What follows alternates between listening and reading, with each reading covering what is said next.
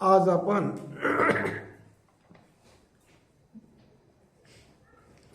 7व्या अध्यायाला सुरू करणार आहोत.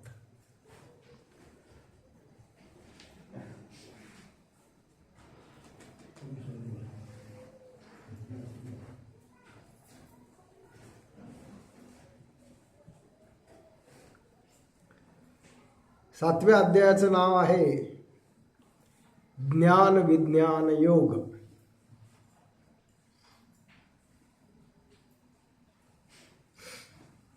हे जे काही सगळ्या अध्यायांची नावं आहेत, या नावांमध्ये अध्यात्माचं रहस्य सामावलेलं आहे. ज्ञान विज्ञान योग म्हणजे ज्ञान आणि विज्ञान. आता ज्ञान कशाला म्हणतात आणि विज्ञान कशाला म्हणतात ते आपण समजून घेतलं पाहिजे.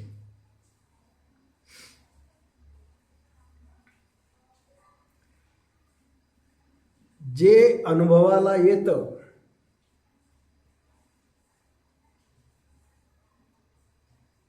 ते विज्ञान. पाचही इंद्रियांना जे अनुभव येतात ते सर्व विज्ञान.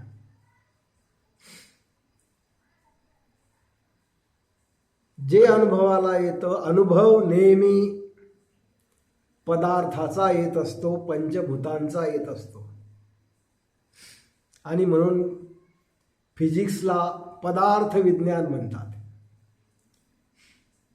पदार्थ विज्ञान, पदार्थ म्हणजे मॅटर, पदार्थ म्हणजे पंचभूते.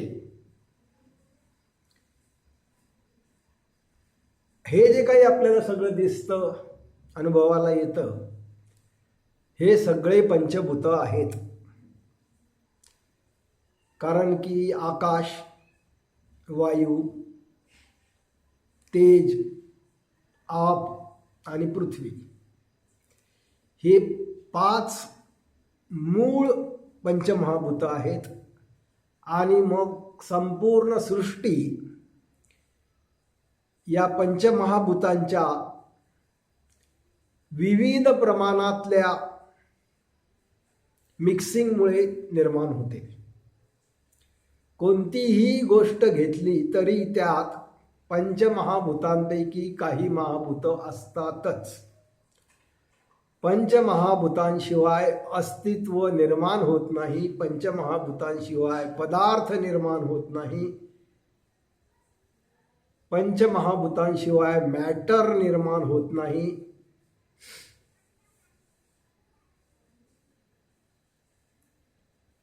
आणि ज्ञान कशाला म्हणतात? जे अनुभवाला येतं ते विज्ञान. आणि ज्या शक्तीला तो अनुभव येतो त्या शक्तीला ज्ञान असं म्हणतात. ज्ञान म्हणजे पुस्तकातली माहिती नाही.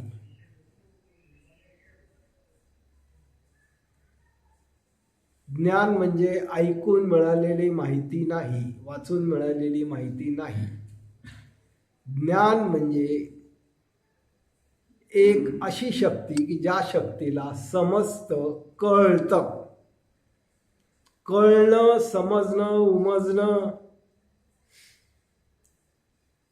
हे ज्या शक्तीमुळे घडतं त्या शक्तीला ज्ञान असं म्हणतात. आणि संपूर्ण अस्तित्व या 2 गोष्टींनी बनलेलं आहे, ज्ञान आणि विज्ञान. काहीतरी, कोणाला तरी, कोणत्या तरी शक्तीला कळतंय, उमजतंय, समजतंय. आणि काहीतरी उमजतंय, काहीतरी समजतंय, कशाचा तरी अनुभव येतोय. अशा या 2 शक्ती म्हणजे पुरुष प्रकृती. पुरुष म्हणजे ज्ञान आणि प्रकृती म्हणजे पंचमहाभूत.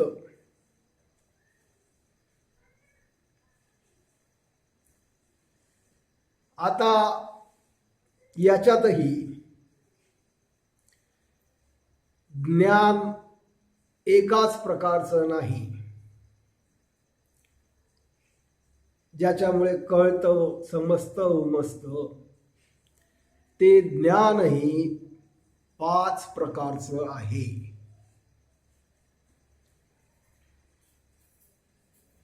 जेव्हा 5ही भूत उपस्थित असतात, जसे जागृतीमध्ये 5ही भूत आहेत, तेव्हा जे ज्ञान असतं ते ज्ञान पंचभूतात्मक असतं. म्हणजे पंचमहाभूतांच्या ठिकाणी ते ज्ञान उपस्थित होतं.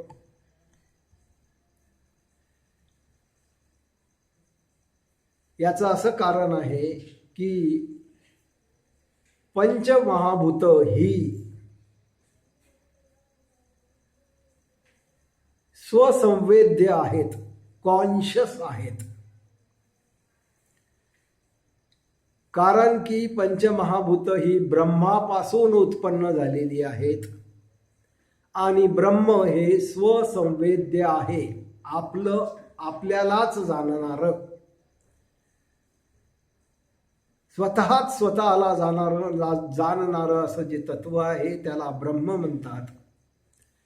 आणि त्या ब्रह्मापासून या सर्व पंचमहाभूतांची निर्मिती झाली, म्हणून ही सर्व महाभूते स्वसंवेद्य आहेत, स्वतःच स्वतःला जाणणारी आहेत.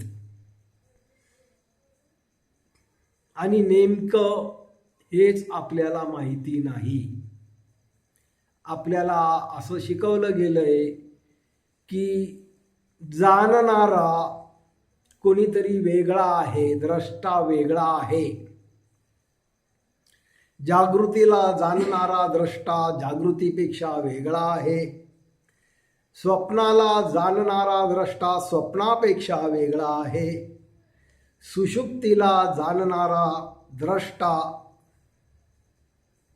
हा सुषुप्तीपेक्षा वेगळा आहे. आणि तुर्येला म्हणजे ब्रह्माला जाणणारा द्रष्टा हा तुर्येपेक्षा किंवा ब्रह्मापेक्षा वेगळा आहे. ही चुकीची समजूत सर्वत्र अध्यात्मामध्ये प्रचलित आहे. सर्व गुरु असंच शिकवतात की दृश्य हा द्रष्ट्यापेक्षा वेगळा असतो, द्रष्टा हा दृश्यापेक्षा वेगळा असतो. पण जर सर्व अस्तित्व आणि सर्व पदार्थ आणि सर्व पंचमहाभूत ही जर ब्रह्माच्या ठायी उत्पन्न झालेली आहेत आणि ब्रह्म जर स्वसंवेद्य आहे, तर त्यापासून निर्माण होणारे सर्व त्यानंतरचे घटक हे स्वसंवेद्य असतात. आणि म्हणून मॅटर स्वसंवेद्य आहे, पदार्थ स्वसंवेद्य आहे. कोणताही पदार्थ आपल्याला जरी जड वाटत असला आणि आपण म्हणतो की पदार्थ जड असतात, पदार्थांना काही समजत नाही, पण त्या पदार्थांचं जेव्हा अनेक पदार्थांचं कॉम्बिनेशन काम करतं त्यावेळीस त्या पदार्थांना तेच पदार्थ जाणत असतात. ती जी जाणणारी जाणीव आहे ती त्या पदार्थांच्या ठायीच निर्माण होते, तेव्हा त्या पदार्थाचं ज्ञान त्या जाणीवेला होतं. आणि ती जाणीव त्या पदार्थांमुळे असते. ब्रह्म जे आहे ते सुषुप्तीला जाणत नाही, ब्रह्म स्वप्नाला जाणत नाही आणि ब्रह्म जागृतीलाही जाणत नाही. ब्रह्म हे तुर्य आहे आणि ही सगुण ब्रह्मावस्था आहे, विश्वात्मक आहे, निराकार आहे आणि ज्ञानमय आहे. पण एक अवस्था दुसऱ्या अवस्थेला कधीही जाणत नसते. एका वेळी एकच अवस्था अस्तित्वात असते.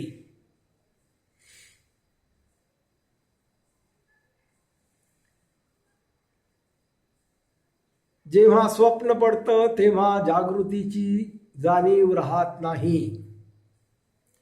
आणि जेव्हा जागृती कार्यरत असते तेव्हा स्वप्नाचीही जाणीव, त्यावेळी स्वप्नही हजर नसतं, सुषुप्तीही हजर नसते, तुर्याही हजर नसतं, आणि त्याच्या पलीकडचं ते तुर्यातीतही हजर नसतं. एका वेळी एकच तत्व हजर असतं. अशा रीतीने या ज्या काही 4 अवस्था आहेत, या 4ही अवस्थांच्या ठिकाणी जाणीव आहे. आणि म्हणून जागृतीत ही जागृतीलाच जाणत असते, स्वप्न हे स्वप्नालाच जाणत असतं, सुषुप्ती ही सुषुप्तीलाच जाणत असते, आणि ब्रह्म हे ब्रह्मालाच जाणत असतं, किंवा तुर्य ही तुर्येलाच जाणत असते. आणि त्या पलीकडचं जे खरं तत्व आहे, ज्याला सत्य असं म्हटलं जातं, परमज्ञान म्हटलं जातं, ते तुर्यातीत किंवा परब्रह्म तत्व आहे. आणि हे परब्रह्म तत्व, या परब्रह्म तत्वाच्या ठिकाणी जाणीव अस्तित्वात नाही. ते स्वतःला सुद्धा जाणत नाही. जसं ब्रह्म स्वतःला जाणतं, सुषुप्ती स्वतःला जाणते, स्वप्न स्वतःला जाणतं, जागृती स्वतःला जाणते, पण परब्रह्मालाही जाणत नाही. म्हणून त्या 10व्या-11व्या अध्यायामध्ये उल्लेख आलेला आहे की भगवंत म्हणतात, मी किती मोठा आहे हे मलाही माहीत नाही. अशा पद्धतीने हे पुरुष आणि प्रकृती हे जे सांख्य म्हणतात, त्यातला पुरुष म्हणजे ही जाणणारी जाणीव आहे, आणि प्रकृती हा पंचमहाभूत किंवा मॅटर किंवा पदार्थ आहे.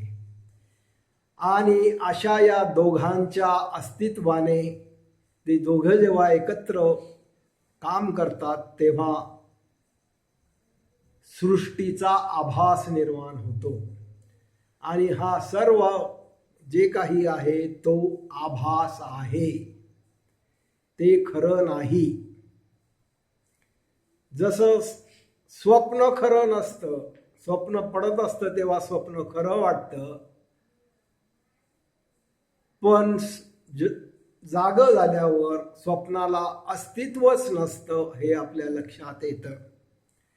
तसंच जर तुम्हाला ध्यान समजलं आणि तुम्ही जागृती, स्वप्न, सुषुप्ती, तुर्या या 4ही अवस्थांचा निरास अनुभवू शकला आणि त्याच्या पलीकडे जाऊ शकला, परब्रह्माशी एकरूप होऊ शकला, तर तुमच्या असं लक्षात येईल की या 4ही अवस्थांना अस्तित्व नाही.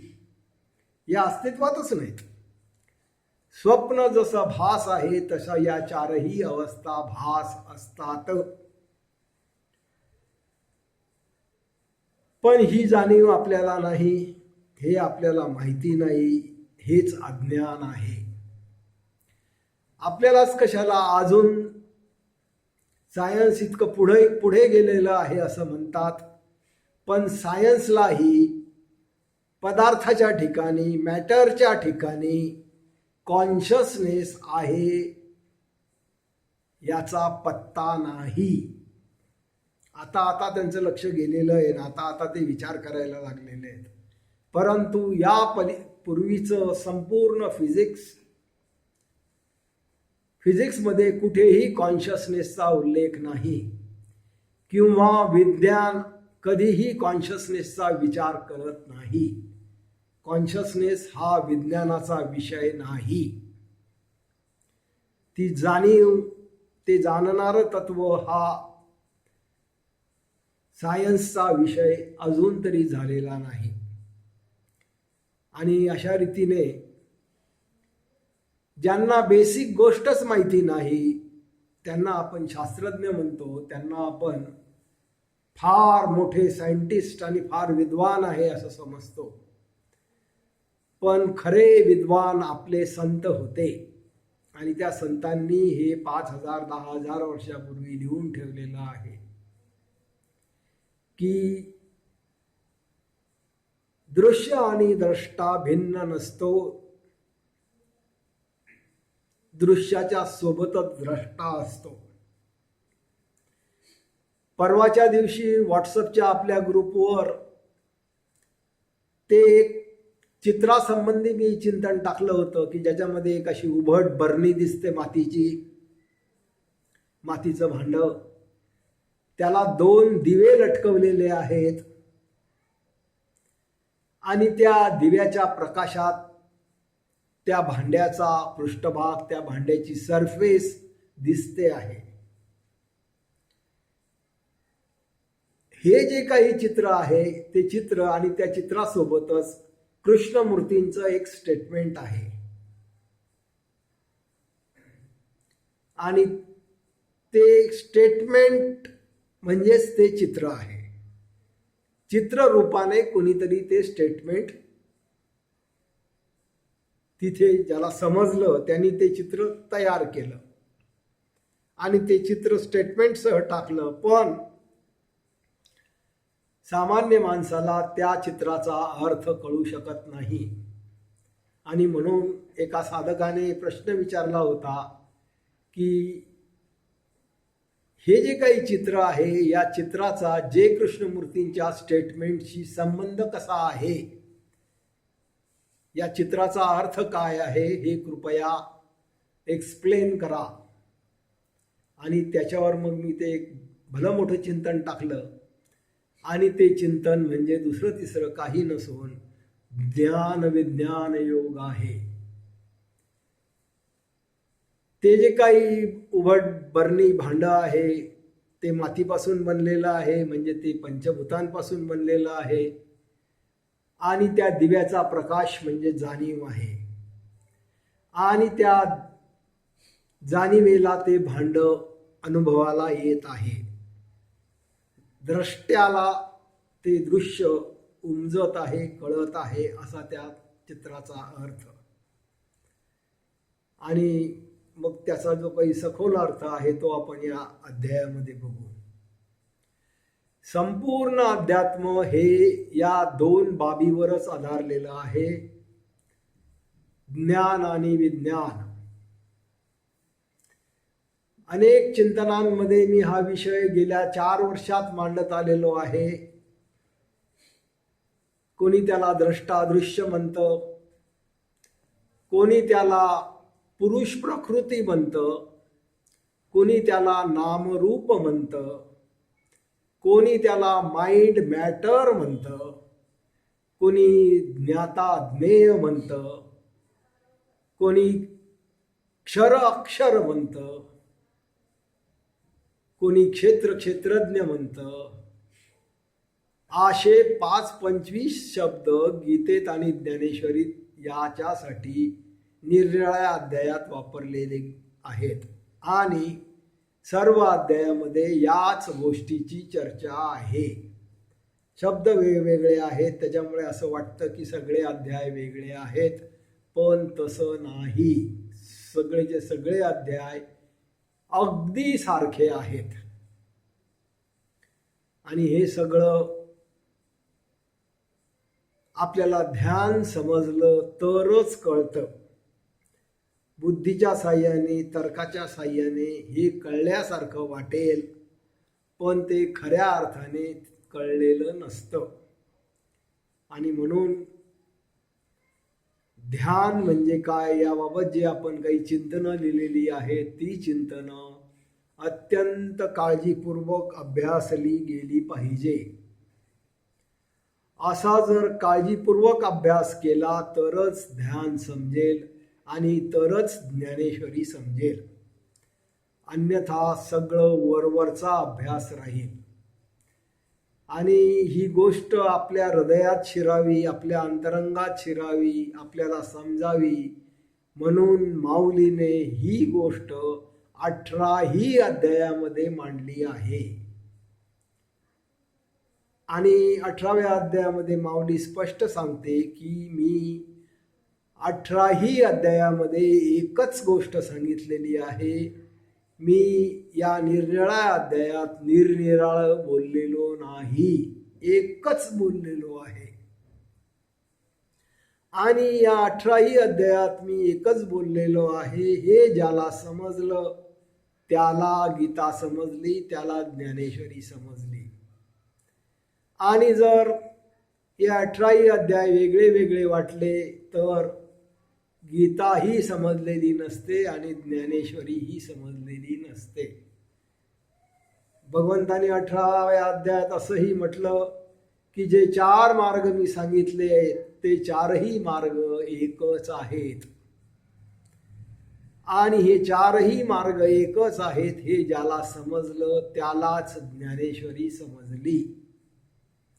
असं सगळं हे याची पार्श्वभूमी आहे या अध्यायाची. आणि या अध्यायाला आज आपण सुरुवात करणार आहोत. पहिली ओवी आहे, मग म्हणे तो भगवान तुझ कथिले मी योग ज्ञान, म्हणून तू आत्मवान होशील आता. तू ब्रह्ममय ते सगळे जाणून, जसे तळहाती ते रत्न, तैसे आता सांगेन ज्ञान विज्ञानासह. उद्भव होईल शंकेचा, येथे उपयोग काय विज्ञानाचा. बातो खुलासा विज्ञानाचा अनिवार्य अर्जुना. विज्ञान ते जाणले असता, बुद्धी जाईल ती असता. मग जाणणे ती आत्मसत्ता तेव्हाच होई. बुद्धी ती संपतानी विचारते विरता, तर्काची होता सांगता प्रकटे ज्ञान. अर्जुना जी जाणीवते ज्ञान, जे जाणले जाते ते विज्ञान. तर्क बुद्धी आणि विचार हे अज्ञान. समजो तुला सर्व ज्ञान ते हरपता, विज्ञानाची होते सांगता. मग उरे वैश्विक जाणीव जी ब्रह्ममयता तेची ज्ञान. 4ही अवस्थांचा निराश झाल्यानंतर जे निर्गुण निराकार उरतं ते निर्गुण निराकार हेच परमज्ञान आहे, तेच परब्रह्म आहे आणि तोच परमात्मा आहे आणि तोच परमेश्वर आहे. त्यालाच अल्लाह म्हणतात आणि त्यालाच आकाशातला बाप म्हणतात ख्रिश्चन लोक.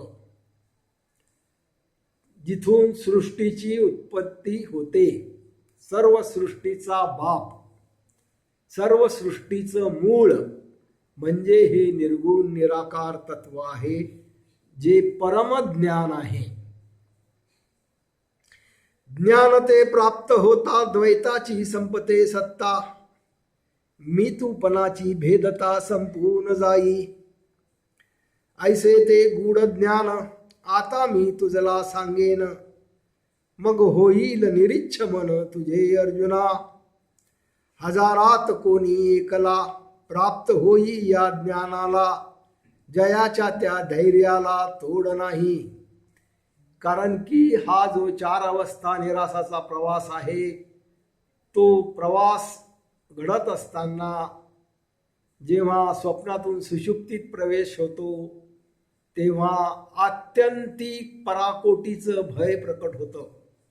खरं म्हणजे तो मृत्यूचा अनुभव असतो आणि म्हणून ते पराकोटीचं भय आहे. आणि त्या भयाला जो न घाबरता तोंड देऊ शकतो, जो न भयभीत होता मरणाला तोंड देऊ शकतो, तोच त्या ज्ञानाला प्राप्त होतो. आणि म्हणून माऊली म्हणते, जयाच्या त्या धैर्याला तोड नाही. अध्यात्माच्या वाटेवरती लाखो ते चालती, परंतु ती ब्रह्मप्राप्ती विरळयासीच. अध्यात्माच्या या वाटेवर लाखो लोक चालतात, पण ते परमज्ञान, ती परब्रह्म अवस्था ही विरळयाला प्राप्त होते. ही वाट अति कठीण, जीव भाव तो संपुदेन. नि गुण आकारा पलीकडे जाणं सोपे नाही. कारण की शरीरापलीकडे जाणं, मनापलीकडे जाणं, इंद्रियांपलीकडे जाणं, आकारापलीकडे जाणं आणि